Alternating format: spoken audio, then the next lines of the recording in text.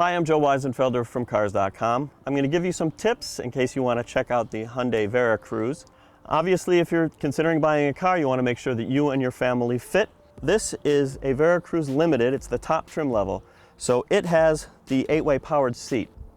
Now I'm down all the way. I have a few inches to spare at my height, which is about 6 feet tall. Now I'm going to run it up to see how much range it has.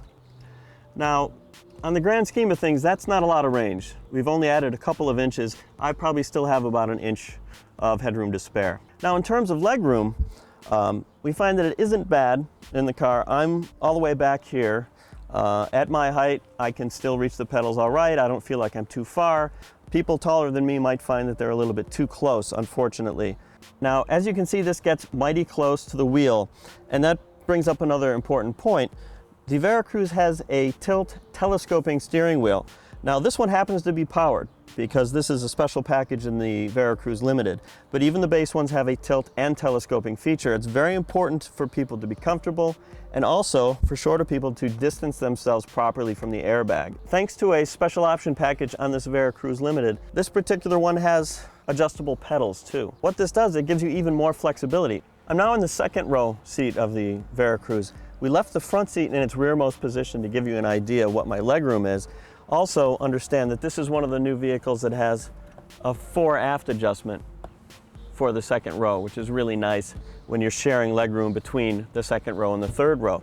With the seat all the way back, my knees are raised a little bit, but it's still comfortable. The headroom in the second row is actually quite good, even for someone of my height, but it's less if you move forward to just a couple inches from this higher part. The second row has 3 head restraints, one for each position. The outboard ones raise high enough for an adult, which is important for safety. The center section raises not quite high enough for an adult, but it should be all right for a child. Getting into the Veracruz's third row is actually pretty easy in some respects. There's one handle, separate from the one that folds it flat, that tilts the backrest and slides the seat forward. It's extremely well executed.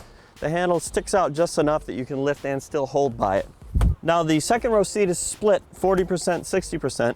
I'm behind the 40% side. Even with the sliding seat back all the way, I actually have enough leg room to be comfortable, probably not for a long drive, but for a drive.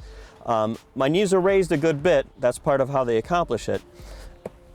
Also, there are head restraints in the back. That's not quite high enough for most adults. My headroom is, at least a couple inches of clearance. For someone to take a short trip, it's not bad. For additional information on this car or any other, go to Cars.com and our blog, Kicking Tires.